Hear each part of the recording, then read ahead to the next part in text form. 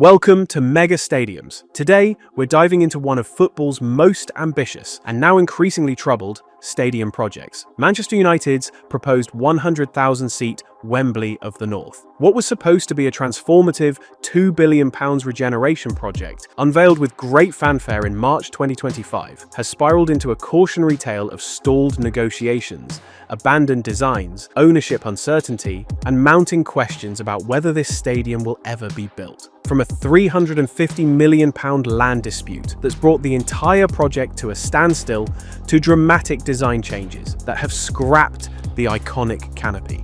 This is the story of how Manchester United's grand vision became football's latest infrastructure nightmare. Let's get started. It was March 11th, 2025, and Manchester United was ready to unveil the future. Sir Jim Ratcliffe, the club's minority owner, stood alongside renowned architect Lord Norman Foster to reveal what they promised would be the world's most iconic football stadium. The vision was breathtaking. A massive 100,000-seat arena featuring an innovative design inspired by Manchester United's legendary trident emblem. 3 towering 200-meter masts would support a vast canopy stretching over 126,000 square meters, covering not just the stadium, but an expansive public plaza. Foster's design included a retractable pitch, solar energy harvesting, rainwater collection systems, and premium hospitality spaces. The steel facade would shimmer like a jewel, visible from up to 40 kilometers away. It was meant to be a statement, a monument, a national stadium for the north of England. But this wasn't just about football. The project encompassed a complete regeneration of the Old Trafford area, including between 15,000 and 17,000 new homes, retail spaces, entertainment venues, and improved transport links. Economic impact studies predicted the development could generate £7.3 billion annually for the UK economy and create more than 92,000 permanent jobs. The stadium alone was estimated at £2 billion, while the entire regeneration scheme carried a price tag of around £4.2 billion. Ratcliffe called it a project of national significance, and the government expressed public support for the wider regeneration efforts. The construction timeline was aggressive but achievable. 5 years using prefabrication methods and the Manchester Ship Canal to transport materials efficiently. If everything went according to plan, Manchester United would move into their new home for the 2030-31 season. The announcement generated enormous excitement. The rendering showed a futuristic venue that would rival the world's greatest stadiums. The momentum seemed unstoppable. Foster and partners had designed something extraordinary. Ratcliffe promised this would define United's next century. The Wembley of the North was coming, or so everyone thought. Behind the glossy renderings and confident proclamations, there was a critical issue that should have been resolved before any public announcement. Manchester United didn't actually own the land needed to build their new stadium. To construct the 100,000-seat venue with Foster's signature canopy design, United needed to acquire significant parcels of land to the west of the current Old Trafford Stadium. Most of that land belonged to Freightliner, a rail freight and logistics company. Without this land, the project couldn't proceed. It was that simple. And this is where Manchester United's grand vision hit an immovable obstacle. Freightliner is owned by Brookfield, a Canadian infrastructure investment giant with deep pockets and no emotional attachment to Manchester United's ambitions. When United approached Freightliner about purchasing the land, the two parties couldn't have been further apart on valuation. Manchester United valued the Freightliner site at £50 million, but Freightliner's asking price was £400 million. That's a £350 million gap, a chasm so vast it immediately called into question whether United's leadership had done proper due diligence before unveiling their plans to the world. Sources close to the negotiations told The Guardian that Freightliner have United over a barrel, and they're absolutely right. Freightliner knows United needs this specific land. They know the club has publicly committed to a 2030 opening date. They know Ratcliffe has called this a project of national significance. And they know that without their cooperation, the entire £4.2 billion regeneration scheme falls apart. Freightliner has expressed willingness to relocate their operations to a new, larger facility in St. Helens, which would actually provide increased capacity for their trains. But why would they rush? Why would they accept £50 million when they believe that their land is worth far more to Manchester United than that? The club has effectively backed itself into a corner by announcing the project before securing the land, by setting aggressive timelines. By declaring this a matter of national importance, United has given Freightliner every negotiating advantage. And as of today, 10 months after the grand unveiling, the two sides remain miles apart. No deal has been struck, no construction has begun, no timeline has been confirmed. The £2 billion stadium that was supposed to transform Manchester exists only on paper. Faced with this impasse, Manchester United has been forced to completely rethink their approach. In June 2025, just 3 months after the unveiling, the club quietly acknowledged that Foster's designs were conceptual and that detailed architectural work would follow. This was the first sign that the iconic canopy, the centerpiece of the entire design, might not survive. By September, reports from The Athletic confirmed what many suspected. Manchester United is drawing up alternative plans for the new stadium that eliminate the massive canopy entirely. The logic is straightforward. Without the canopy, the stadium footprint shrinks dramatically. A smaller footprint means United needs less land from Freightliner. Less land from Freightliner means they depend less on a company that currently holds all the leverage. It also means construction could potentially begin sooner, costs could be reduced, and the nightmare scenario of being stuck in negotiations for years might be avoided. The new designs being considered are far more traditional, closer to conventional football stadium architecture. Nothing like the bold,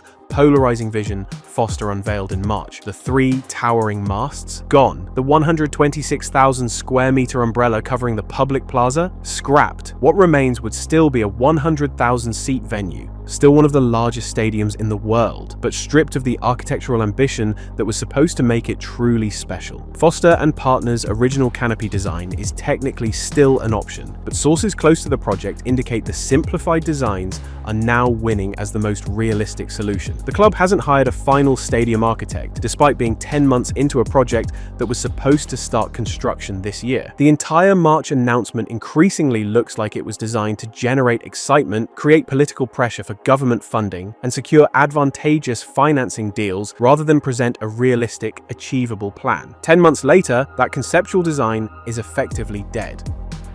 With negotiations stalled and United unwilling to meet Freightliner's £400 million asking price, there is one card the club could play: compulsory purchase. Greater Manchester Mayor Andy Burnham has publicly stated he would be prepared to use his powers to force the sale of land needed for the Old Trafford regeneration if necessary. This isn't an empty threat. In November 2025, the Greater Manchester Combined Authority formally approved the establishment of a mayoral development corporation specifically to oversee the master plan for the area around Old Trafford. Lord Sebastian Coe was appointed as chair-designate of this corporation, which would have legal authority to initiate compulsory purchase orders for land deemed essential to the regeneration project. Burnham has framed this as a matter of regional economic importance. The argument is that Freightliner's relocation would benefit everyone. United gets their land, Freightliner gets a better facility in St. Helens, and the region secures 92,000 jobs and £7.3 billion in annual economic impact. But compulsory purchase is the nuclear option. First, it would almost certainly trigger legal challenges from Freightliner and their parent company. Second, it raises profound questions about the role of government. Should public authorities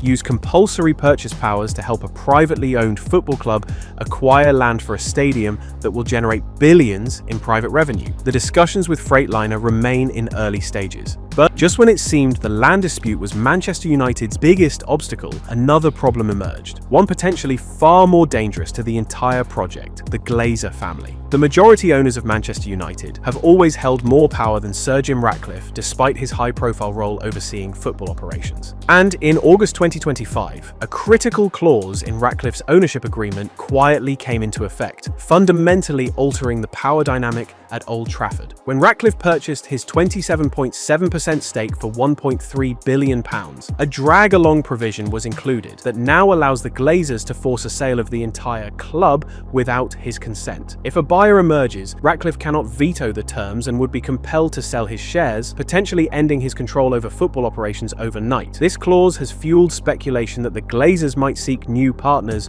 or a total sale to fund the stadium project's massive costs. This creates an impossible dilemma for the stadium project. Ratcliffe and Foster are leading the design and planning, but the Glazers control the ultimate decision. If a multi-billion-pound offer arrives from Middle Eastern investors who promise to fully fund the stadium project without borrowing, would the Glazers accept it? Could they force Ratcliffe out and bring in new owners with deeper pockets? And if that happens, would the new owners proceed with Foster's vision, or would they start from scratch with their own plans? The Glazers reportedly have no immediate intention of selling, and they are said to enjoy a good working relationship with Ratcliffe. But the drag-along clause is now active. The power is in their hands. And if they decide to pull the plug and cash out on their majority share, reports indicate Sir Jim Ratcliffe may have little choice but to exit, taking his stadium plans with him. As if the land dispute and ownership uncertainty weren't enough, September 2025 brought yet another complication. Freightliner itself is being sold. French shipping giant CMA-CGM, headquartered in Marseille with UK operations based in Liverpool, announced the acquisition of Freightliner's UK intermodal logistics operations. The acquisition is expected to close in early 2026, subject to regulatory approvals. For CMA-CGM, the move strengthens their position in UK logistics, but for Manchester United, this takeover introduces yet another layer of uncertainty at precisely the wrong moment. The club has spent months negotiating with Freightliner under Brookfield's ownership. Now they'll be dealing with an entirely new corporate owner with different strategic priorities. Will CMA-CGM view the Trafford Park site as a valuable long-term asset for their UK logistics network? Or will they see it as a non-core property they're willing to sell at the right price to focus on their core shipping and rail operations? The takeover means the entire land dispute could be reset. New management, new valuations, new priorities. CMA-CGM is a multi-billion-dollar global corporation. They're not a distressed seller, and they won't take possession of Freightliner until early this year, meaning serious negotiations probably can't even resume until then. Every delay pushes the project further from its 2030 target. And with CMA-CGM's takeover pending, there's no telling when the land issue will finally be resolved. With the land dispute unresolved, ownership questions hanging over the club, and a new corporate buyer taking over Freightliner, there is no estimated timeline for when construction might actually begin. Some preliminary approvals have been granted by Trafford Council and the Greater Manchester Combined Authority for planning and regeneration work in the Old Trafford area, but these are just preliminary steps. The club's chief operating officer, Colette Roche, confirmed in December 2025 that while they remain committed to building a new stadium, a lot of work is happening behind the scenes to secure the land and finalize plans. The reality is inescapable. Without the Freightliner land, nothing can move forward. The original plan called for completion by 2030. That timeline is now widely considered unrealistic. Reports from The Athletic suggest the project might take 5 to 6 years once construction actually begins, pushing completion to 2032 or beyond. And that's assuming work starts soon, which seems increasingly unlikely. The £2 billion stadium budget may have been optimistic. The full project cost of £4.2 billion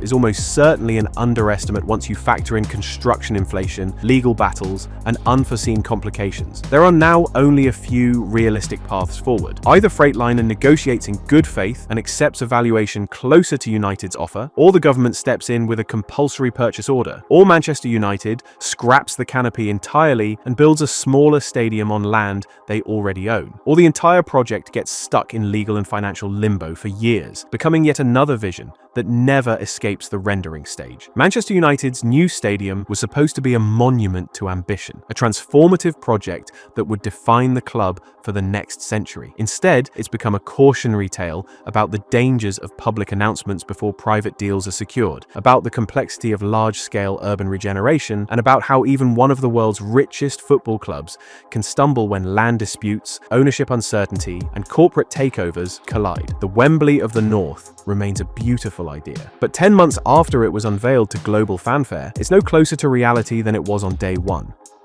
And that's the complete story of where Manchester United's new stadium project stands nearly 1 year after the announcement. What do you think? Was this project doomed from the start by poor planning? Or can United still salvage their vision and deliver the world-class stadium they've promised? Let us know your thoughts in the comments below. If you enjoyed this video, make sure to like, subscribe, and hit the bell so you don't miss anything. Thanks for watching. See you next week.